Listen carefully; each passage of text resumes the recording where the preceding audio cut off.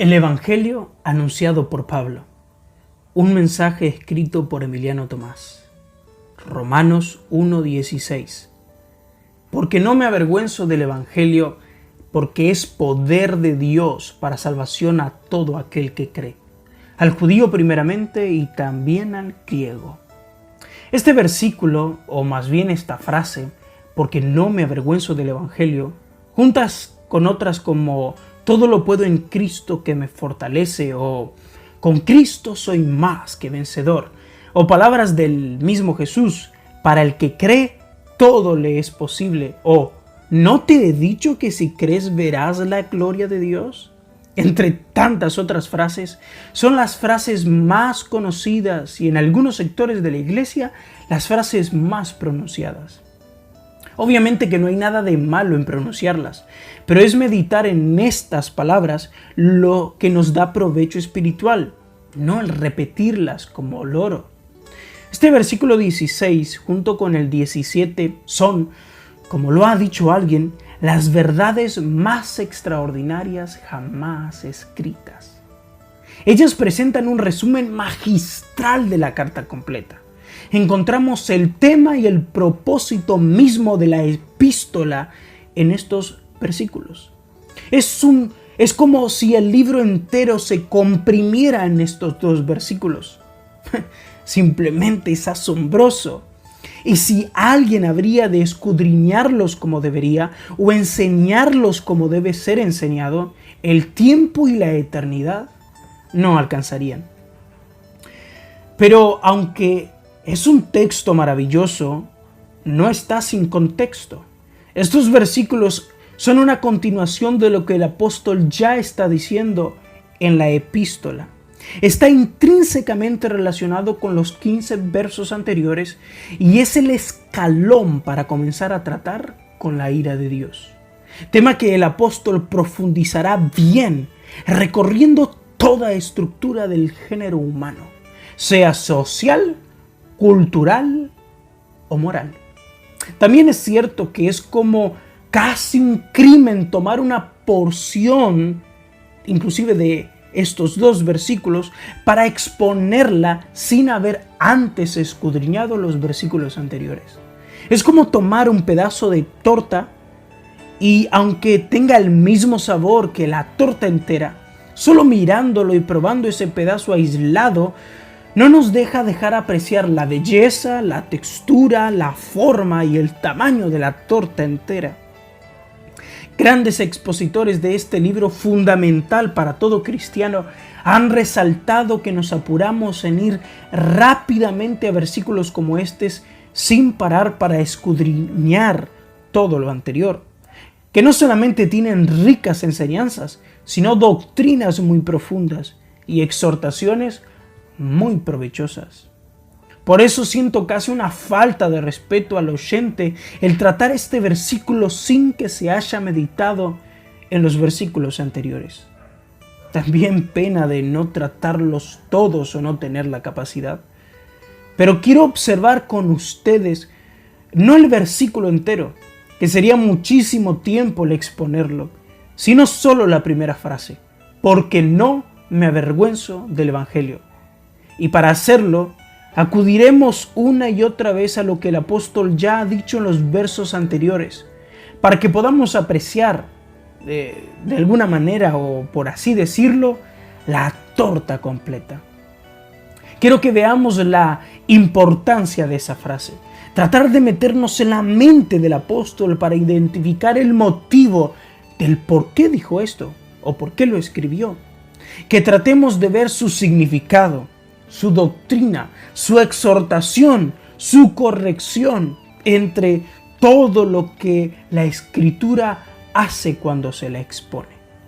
Con la ayuda del Señor, en lo que puedo extraer del verso, quiero que veamos 4 aspectos de esto que Pablo dice, porque no me avergüenzo del Evangelio. En primer lugar, veamos el sentido inverso de la frase. Esta afirmación, porque no me avergüenzo del Evangelio, es en realidad una proclamación de orgullo. Él está diciendo, me regocijo y me glorío solo en el Evangelio. Nada más me causa deseo de hablar que no sea el Evangelio. Esto nos demuestra que no solamente no tiene vergüenza del Evangelio, sino que tiene tanta admiración por él que lo predica y lo comunica en todo lugar y en toda hora. Déjenme hacerles un ejemplo. Es como que usted no solo no se avergüence de ser cristiano, sino que además se lo hace saber a todo el mundo y no para de hablar y decir que es cristiano. Es más o menos esta la idea de la frase.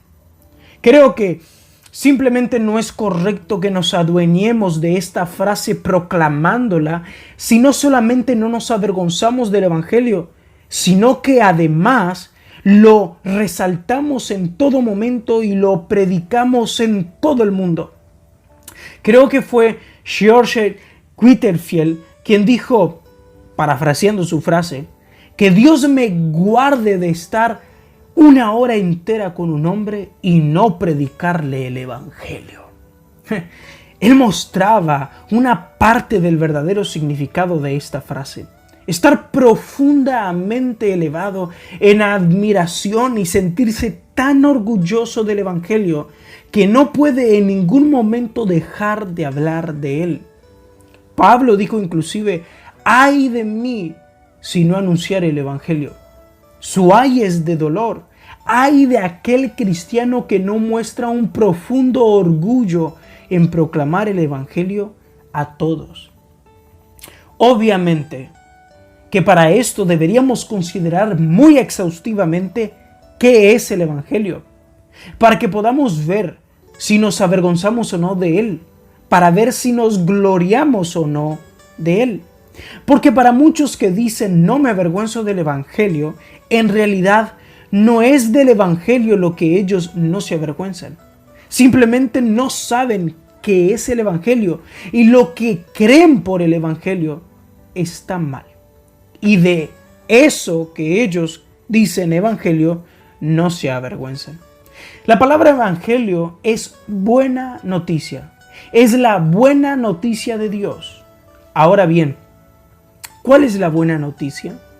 Hay una buena noticia y ella no es buena vida, poder o el cielo. No es la vida eterna la buena noticia. No es escapar del infierno. Aunque obviamente el infierno es un tema que todos deben considerar seriamente porque terrible será ir ahí. El escapar de ese lugar no es la buena noticia. Aún más, la buena noticia no es siquiera, por muy glorioso que sea este mensaje, el perdón de los pecados. La buena noticia del Evangelio es mucho más que eso. No encierra ninguna cosa en concreto. No es en ninguna medida una proclamación sobre algo. Es en realidad sobre alguien. Encierra solo sobre una persona. La buena noticia de Dios es su Hijo, es Jesucristo. Pablo dejó bien aclarado esto en los primeros 3 versículos del capítulo 1 de Romanos.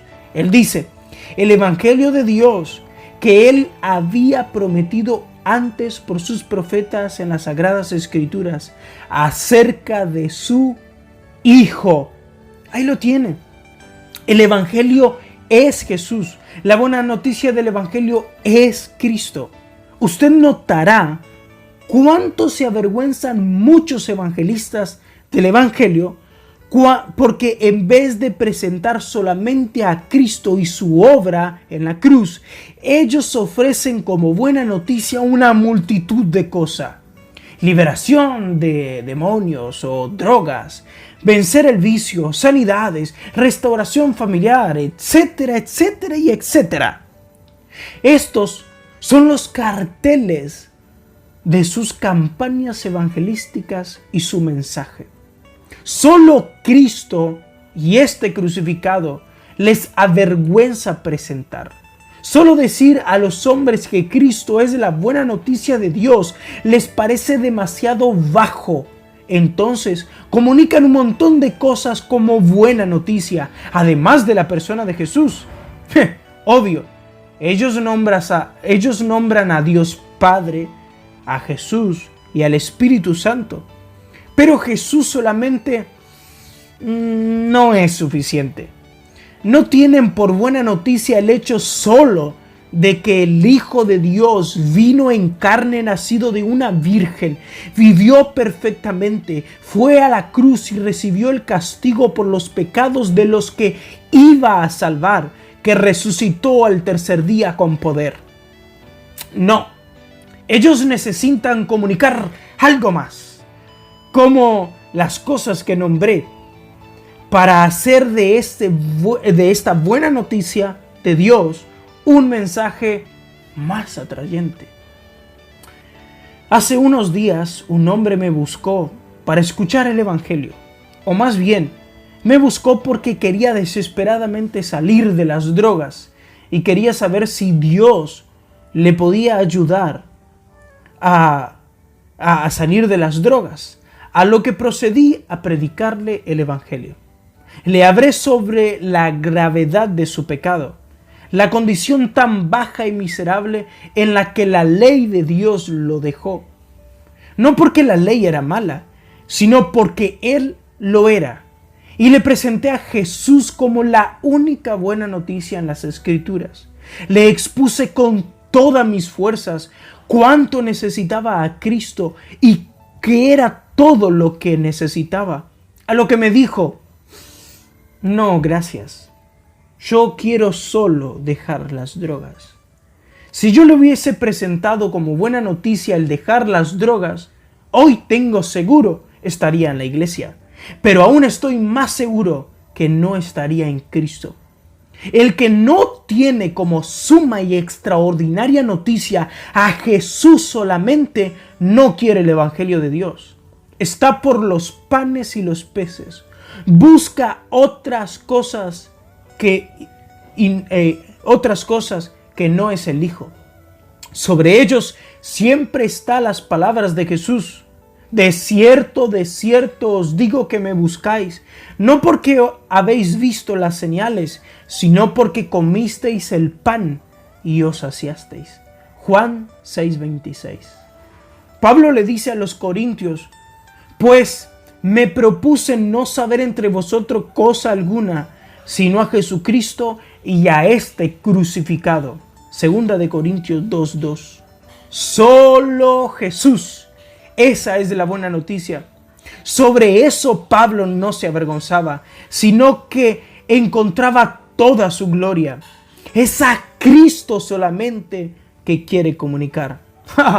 Ay, amigos, este tema es tan apasionante y sumamente importante que estaría en este punto solo en Él, solamente en Él, y no diría otra cosa más que esto.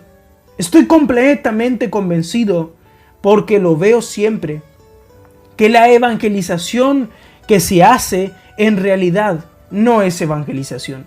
La predicación del evangelio que se da en realidad no es predicación del evangelio, sino que se anuncian tantas cosas menos el evangelio. Esto me lleva a tener que hacerle la siguiente pregunta a usted que me escucha. ¿Llegó a usted la buena noticia de Dios como buena noticia? Digo, ¿se le anunció a Cristo solo como buena noticia? ¿Recibió a Cristo como buena noticia? ¿Y se gloria solo en Jesús como buena noticia que lo comunica a todos y no puede callarse? Si su respuesta es sí, solo Jesús me fue predicado como buena noticia. Sí, solo Jesús es para mí la buena noticia. Sí, es solamente Jesús que comunico orgulloso como buena noticia. Entonces, amigo mío, muy seguramente usted tiene la misma mente que Pablo. Hasta acá esta primera sección, y espero en el Señor que me haya podido dar a entender. En segundo lugar, veamos que esta frase es una advertencia. Cada vez que medito en esta frase, más me convenzo que Pablo lo dijo como en forma de advertencia. Esto que dijo parece ser una firme advertencia a los romanos sobre la carta, sobre su ministerio y predicación. De igual manera debería ser una advertencia para nosotros que leemos la carta. Recordemos que Pablo nunca había ido a Roma. Ellos no lo conocían en persona. La iglesia de Roma no fue fundada por Pablo, ni por Pedro, ni por ninguno de los apóstoles. Parece que hermanos que habían sido convertidos por el ministerio de Pablo fueron los que fundaron la iglesia allí, ya que en el capítulo 16 hay una lista grande de conocidos del apóstol. Y era necesario que un apóstol autorizado fundamentara la doctrina. Ellos, los apóstoles, eran los elegidos de Dios no solo para comunicar el mensaje con autoridad, sino que su mensaje era la palabra de Dios.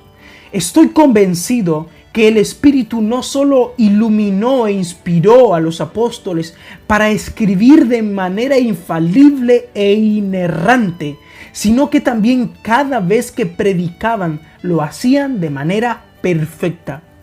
Porque ellos eran los instrumentos de Dios para establecer la doctrina y el fundamento de la iglesia cristiana. Dar todo el mensaje de Dios, por lo que debían hacer afirmaciones inequívocas. Porque si en algo ellos afirmaron mal, entonces todos nos equivocamos. Por lo que su letra y su mensaje oral tuvieron que ser infalibles. Ya que si en lo oral eran falibles y en la letra no, se hubieran contradecido. El apóstol Pedro coloca los escritos de Pablo como las escrituras. En las epístolas de Pablo inclusive encontramos muchas veces que él dice como se los anunciábamos cuando estábamos con ustedes, reforzando mi punto de vista. El mensaje oral de Pablo y sus escritos eran infalibles, por lo que la iglesia de Roma necesitaba de un apóstol autorizado para que establezca la doctrina de Dios. Y Dios encomendó esto al apóstol Pablo. Ahora bien, Pablo comienza la carta y llega en este punto en el que parece hacer una advertencia. No me avergüenzo del evangelio. En 16 versículos, él nombra 3 veces la palabra evangelio y 5 veces nombra la persona de Jesucristo. Por repetición, el apóstol estaba aclarando de qué iba a tratar la carta, cuál era el propósito y el mensaje, y esto era el evangelio. Aún más, él estaba hablándoles cuánto deseaba ir a verlos. Estaba diciéndoles que fue estorbado varias veces, pero aún así confiaba en Dios de ir allá. Y aclara, pronto estoy a anunciaros el evangelio también a vosotros que estáis en Roma. Y agrega la frase, porque no me avergüenzo del evangelio. Porque no me avergüenzo del evangelio. Díganme, ¿no parece una advertencia? Es como si él estaba diciendo, escuchen romanos, deben tener bien en claro una cosa, quiero ir a ustedes, pero soy estorbado, por lo que les escribo, pero quiero que sepan que en persona o por carta solo voy a predicar el evangelio, ninguna otra cosa. Pablo ha sido colocado como una de las mentes más brillantes que ha existido hasta por el mundo no cristiano. Es obvio que en su tiempo era uno, si no era el hombre más brillante y preparado. Tenía amplio conocimiento en filosofía y poesía. A los atenienses les hace saber que conocía los escritos de sus poetas cuando cita la frase del poeta pagano Árato. Les dice, como alguno de vuestros propios poetas también ha dicho, porque linaje suyo somos. Hechos 17:28. Pablo podría haber sido un gran filósofo o poeta o un gran maestro sobre estas cosas, pero él les aclara: yo solo voy a hablar del Evangelio. En esta carta solo voy a hablar sobre el Evangelio y en persona solo voy a predicar el Evangelio. No tengo y no quiero hablar de ninguna cosa que no sea el Evangelio. De la misma manera, si recorremos la historia, ya sea por Agustín de Hipona, el mismo Lutero, Calvino o los puritanos, encontraremos en sus escritos que tenían enorme conocimiento de filosofía y de los filósofos y poetas. Sin embargo, ellos no enseñaban esas cosas. Y aunque las nombraban, eran con el mismo propósito de Pablo: colocar a los hombres como inexcusables delante de Dios y para con eso anunciarles el Evangelio. Pablo les dice ya en su introducción: apartado para el Evangelio de Dios. Esa frase, que sería hermoso considerarla, él, entre otras cosas, está diciendo lo mismo que se dijo del profeta Jeremías: antes que te formase en el vientre te conocí, y antes que naciese te santifiqué, te di por profeta a las naciones. Jeremías 1:5. Jeremías fue apartado desde el vientre de su madre para ser profeta. Y él no solo fue profeta, él vivió como profeta. Y si hablaba, era solo para hablar la palabra de Dios. Pablo estaba diciendo exactamente eso. Dios me apartó desde que fui concebido para el Evangelio. Y aunque en un tiempo Dios me dejó andar errante, hoy me ha atraído para lo que me apartó. Y él fue apartado para el Evangelio. Y no iba a decir absolutamente nada que no sea el Evangelio. Su redacción muestra esto: la cantidad de veces que nombra el Evangelio o a Cristo. Su enfoque era solamente ese, nada más. Si alguien quería escucharlo, tenía que saber que solo iba a escuchar de él el Evangelio, nada más. Él aconsejó a Timoteo que no se enrede en ninguna conversación de lo que lleva al error, sino que lo exhortó para que perseverara en las enseñanzas que había aprendido de él, y esto era el Evangelio, y solo eso él comunicaba. Y así también mandaba no solo a Timoteo, sino también a todos los pastores y predicadores a predicar el Evangelio. Parece que se les adelanta a los romanos. Antes que ellos digan: ¿pero solo vas a hablar del Evangelio?, él les aclara: solo voy a hablar del Evangelio, y sepan que no siento vergüenza en lo absoluto, sino profunda orgullo y admiración por ello, sabiendo que si hablásemos en términos humanos, el Evangelio debía ser para él, o sea, para Pablo, una vergüenza, ya que en innumerables veces lo dejó como en ridículo, lo ponía como escoria del mundo, como sentenciado a muerte. Escuche sus propias palabras, lo que había causado predicar siempre el Evangelio. Él dice: en trabajos más abundantes, en azotes sin números, en cárceles más, en peligros de muerte muchas veces. De los judíos 5 veces he recibido 40 azotes menos uno. 3 veces he sido azotado con varas, 1 vez apedreado. 3 veces he padecido naufragio. 1 noche y 1 día he estado como náufrago en alta mar.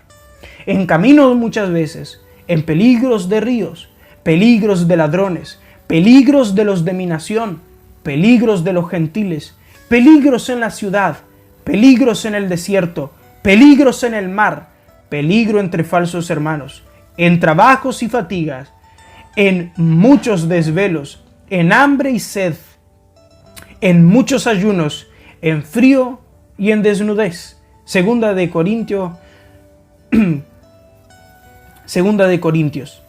Después de esta vida, después de esta vida por predicar el Evangelio, ¿no debía considerar seriamente el apóstol la posibilidad de cambiar de oficio? Sin embargo, él dice con orgullo: no me avergüenzo del Evangelio. Creo que esta frase no es una confesión de fe, como muchos la tienen, sino una profesión de fe. Es así exactamente como deberíamos aclarar a todos los hombres. Nosotros solo predicamos el Evangelio. Deberíamos tener un cartel enorme fuera de nuestros templos que advierta a todos los que van a venir: acá no se habla ninguna otra cosa que no sea el Evangelio. La gente debería hablar de un predicador: te advierto que si lo escuchas, él no va a hablar otra cosa que no sea el Evangelio. Nada más le interesa. Por eso somos llamados evangélicos, porque solo predicamos el Evangelio. Aunque la iglesia evangélica moderna haya destruido totalmente el valor de esta palabra. Me da tanto dolor ver que hay tantos templos en los que pasan años sin que se predique el Evangelio. Se les habla de tantas cosas menos del Evangelio. La gente dice: ay, te hablan tan bien, te hacen sentir tan cómodos, te hacen reír tanto y es tan entretenido. Ahí cantamos tanto y nos sentimos muy mimados, pero no son confrontados con el Evangelio. Y si no, el otro extremo: legalistas que solo se centran en la moralidad y en la apariencia y nunca predican el Evangelio. Y si usted cree que en su iglesia se predica el Evangelio, que hay de una manera indirecta esta advertencia: acá solo se predica el Evangelio, agarre a cada uno que asista de 3 meses para arriba y pregúntele qué es el Evangelio. En la respuesta de ellos, vea si se predica el Evangelio. He preguntado a tantos que van hace tanto tiempo a la iglesia: ¿qué es el Evangelio? Y me han dado tantas respuestas menos la correcta. Estos, hermanos y amigos míos, es una tristeza. La primera carta del canon en la Biblia, después de los Hechos y los Evangelios, nos aclara firmemente que debemos solo predicar el Evangelio y que así será toda la Biblia, no solamente la epístola de Pablo a los romanos. Pablo les advierte: así será toda la carta. Y yo les aclaro, amigo mío, así será todo el sermón. En tercer lugar, esta frase es un ataque. Creo que debe tomarse muy en serio que Pablo estaba teniendo en mente atacar a sus adversarios, tanto a los que se oponían al Evangelio de manera abierta, como los judíos y los griegos paganos, los que buscaban de todas maneras matarlo a Pablo por causa del Evangelio, como también a los que adulteraban el mensaje del Evangelio, como los judaizantes, que agregaban al mensaje del Evangelio un mensaje de obras. A estos mensajes él los llama en la carta a los Gálatas otro evangelio, y les especifica: no que haya otro evangelio, sino que hay algunos que os perturban y quieren pervertir el evangelio de Cristo. Pero tanto unos como los otros son atacados acá como siempre que Pablo tenía la oportunidad. Hermanos y amigos, la predicación del Evangelio también es un ataque a los que se oponen, a los que pervierten, a los que viven de manera desordenada, a los malos, irrespetuosos, desleales, calumniadores, a toda clase de pecadores. Es un ataque. Y si alguien anuncia el mensaje y nadie se siente atacado, dudaría mucho que sea el mensaje del Evangelio que predica. No existe eso de predicar el Evangelio y no incomodar a nadie. Jesús incomodó a todos los hombres. Y si usted busca no incomodar a nadie, hable o dedíquese totalmente a otra cosa que no sea al mensaje del Evangelio. Así que, como considero, esta frase es un ataque.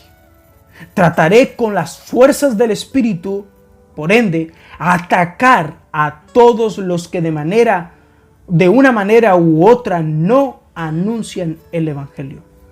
Quiero referirme a esos títeres de púlpitos, los que hablan lo que la gente quiere escuchar, aún aquellos que se jactan de predicar el Evangelio y no lo anuncian, y a los que se oponen abiertamente a él. Quiero decir, primeramente, a los que se oponen abiertamente a él, que no nos avergonzamos del Evangelio.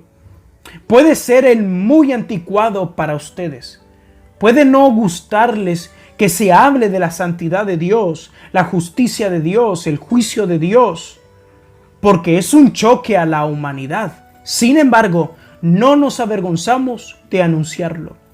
No nos avergonzamos, como el Papa Francisco lo hace abiertamente, diciendo que la muerte de Cristo en la cruz es el fracaso de Dios, que no entiende por qué tuvo que morir Cristo.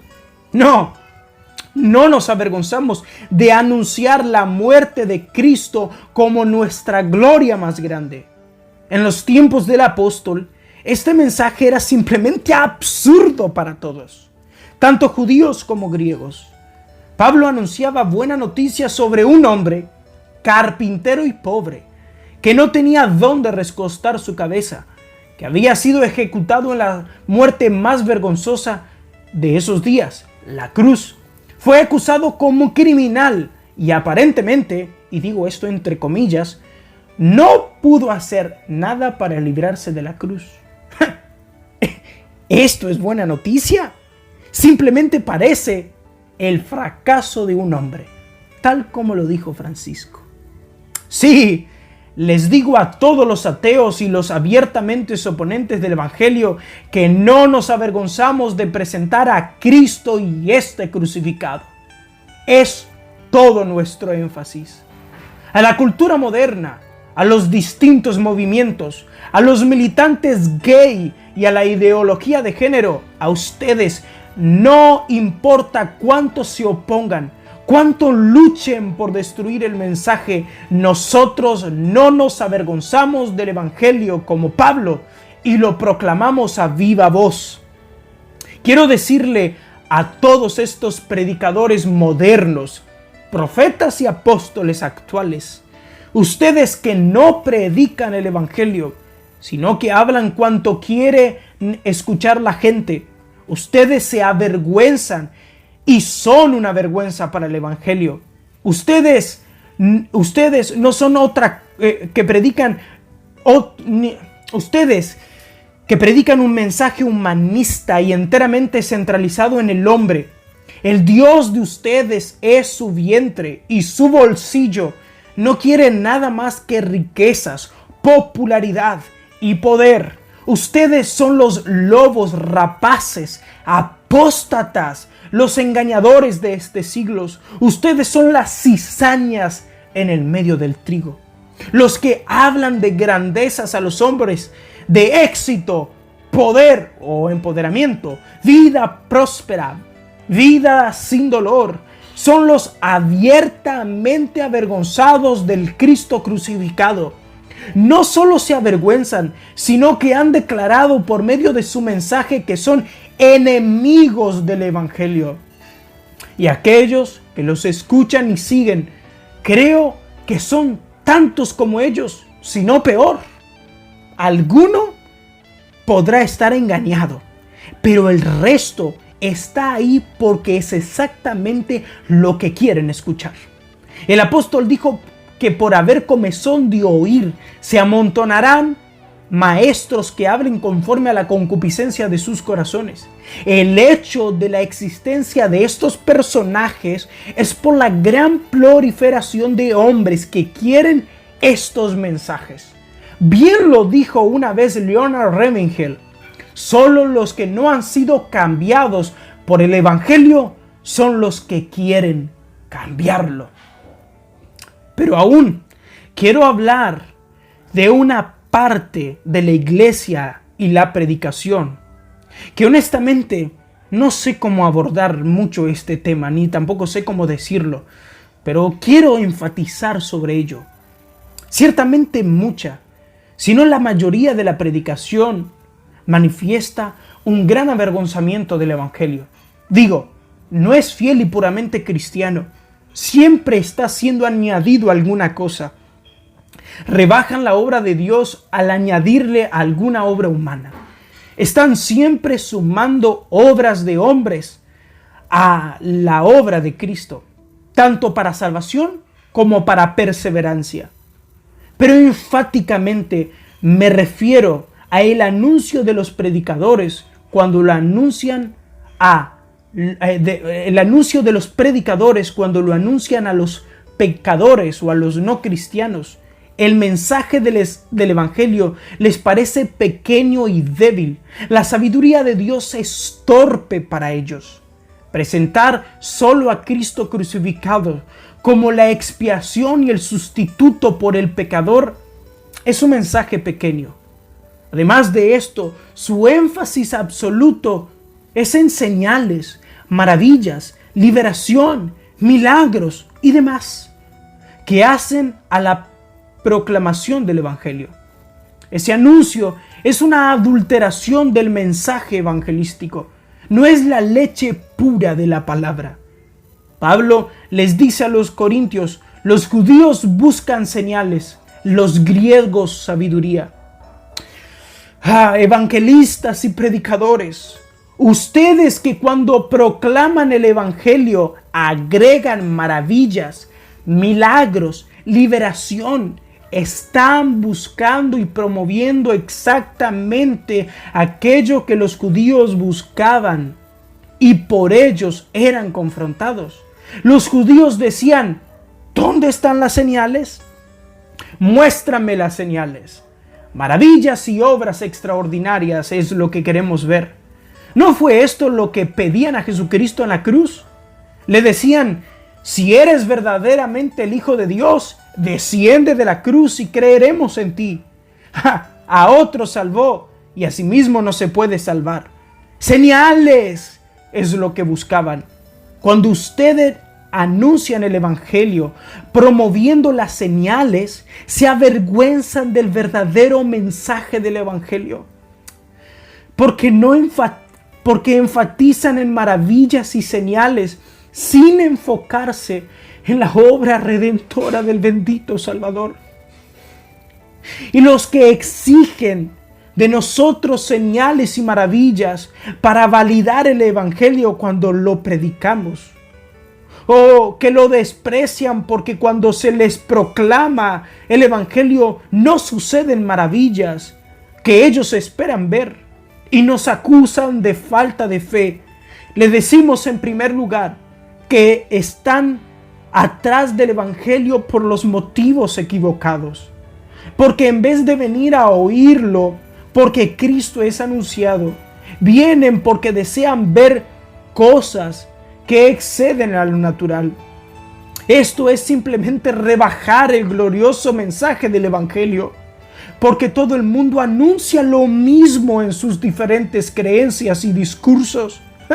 Aún en el tarot, los adivinos, brujos y el mundo en sus diferentes comunicaciones y ofrecimientos proclaman señales similares a los que estos evangelistas promueven. Ellos también proclaman reconciliación matrimonial, liberación, buena vida y éxito.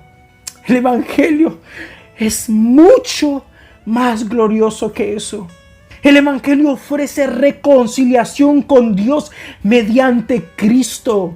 Aún más, el Evangelio ofrece al mismo Dios a los hombres. Y también decirles, queridos, en segundo lugar, que si los hombres demandan de nosotros señales cuando predicamos el Evangelio, que nosotros presentamos y acudimos a las Escrituras para mostrarles las señales. Ya está mostrado en las Escrituras las señales que Dios ha hecho. Ya están registradas las señales de los apóstoles que fundamentaron la doctrina del Evangelio. Ahí están las señales. Fueron hechas y fueron fundamentadas con señales el mensaje del Evangelio. Por esto decimos lo que Lucas escribió tanto en su Evangelio como en los Hechos. Él dice: las cosas que entre nosotros han sido ciertísimas, tal como nos la enseñaron los que desde el principio vieron con sus ojos y fueron ministros de la palabra, me ha parecido también a mí, después de haber investigado con diligencia todas las cosas desde su origen, escribirla por orden. Lucas 1 del 1 al 3. Y también en Hechos capítulo 1 y verso 3 dice: después de haber padecido, o sea Cristo, se presentó vivo con muchas pruebas indubitables, apareciéndoles durante 40 días y hablándoles acerca del reino de Dios. Por lo que, si queremos presentar pruebas, maravillas y señales, acudimos a la fuente, las Escrituras. En este documento ha quedado registrado todas las señales hechas por Cristo y los apóstoles, y no necesitamos más. Aún otra cosa, Pablo dice que los griegos buscan sabiduría. Él habla en Atenas, en Corinto y en Éfeso. Él habló ahí. Amantes de la sabiduría y el saber, quienes estaban en busca de las profundidades del conocimiento. Para ellos, el mensaje del Evangelio era simple, torpe y nada sobresaliente. Ellos decían: háblanos algo más complejo, que nos haga pensar, trabajar y obrar para ganarnos algo. Dinos algo más profundo matemáticamente hablando. Pero tanto a los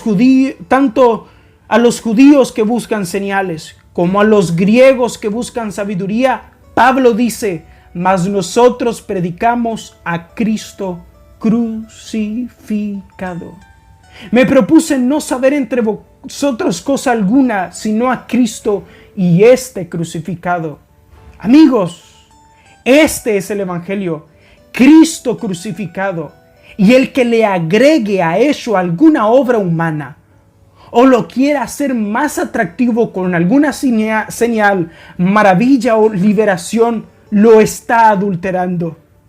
Pablo los ataca con esta frase diciéndoles: yo no me avergüenzo del Evangelio. Ustedes se avergüenzan de anunciar solamente a Cristo crucificado, pero yo no. Y esa es mi gloria. Ahora, en cuarto lugar y por último, esta frase manifiesta lo único que es importante. Dice el versículo 15 y 16: así que en cuanto a mí, pronto estoy a anunciaros el Evangelio también a vosotros que estáis en Roma, porque no me avergüenzo del Evangelio. Sí, creo que esta frase, tomándola en su contexto, nos quiere hacer entender, tanto a los romanos como a nosotros, lo único que es importante. No son importantes las señales, ni las maravillas, ni siquiera la sabiduría. Y entiéndame que no desprecio la sabiduría, sino que me refiero en comparación a algo mucho mayor. Nada es tan importante como el Evangelio. Los romanos no necesitaban otra cosa que no sea el Evangelio. No había otro mensaje, ni otro trabajo. Ninguna asistencia era tan apremiante. Nada era relevante, solo la predicación del Evangelio. Amigos y hermanos que me escuchan, sus almas, sus vidas no necesitan nada más que no sea el Evangelio. Ustedes están condenados por sus pecados. La maldad no es su aliada. Ustedes son la maldad. Tienen un serio problema con la justicia de Dios y la ira de este Dios está sobre sus vidas. El problema de ustedes no es la falta de conocimiento o ciencia, tampoco es su enfermedad, o su problema matrimonial, o su problema económico. Si usted cree que su problema es la enfermedad y recibiera sanidad, ello no solucionaría los serios problemas que tiene con Dios. Si usted necesita arreglar su matrimonio y lo arreglase, ello no soluciona sus problemas con Dios. Si su problema es financiero, lo que necesita es trabajo. Si es sentimental, lo que necesita es tiempo. Si es amoroso, lo que necesita es consuelo. Pero ninguna solución a ello soluciona su serio problema con Dios. Usted necesita el Evangelio. Necesita a Cristo y este crucificado y resucitado.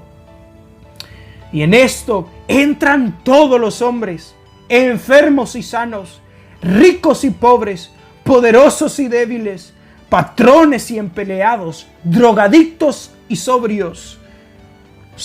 No importa su estatus social, usted tiene serios problemas con la justicia de Dios y solamente el Evangelio, Cristo Jesús, le ofrece una salida a esto.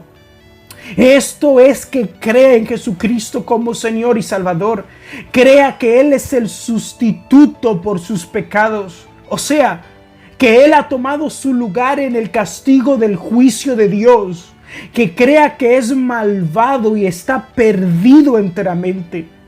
Crea que es incompetente ante la salvación. Que confiese su miseria y mortandad. Que se arrepienta de todo corazón por haber ofendido a Dios, por haber transgredido su ley, por haber corrompido sus mandamientos. Entonces, amigos míos, entonces Cristo les será dado como un don de Dios. Serán hecho parte de la familia de Dios. Tendrán el poder de ser llamados hijos de Dios. Dios les será a ustedes como Dios y Padre, y serán hechos herederos del reino celestial. Tú necesitas urgente el Evangelio. Es Jesucristo. Cree en Él y arrepiéntete.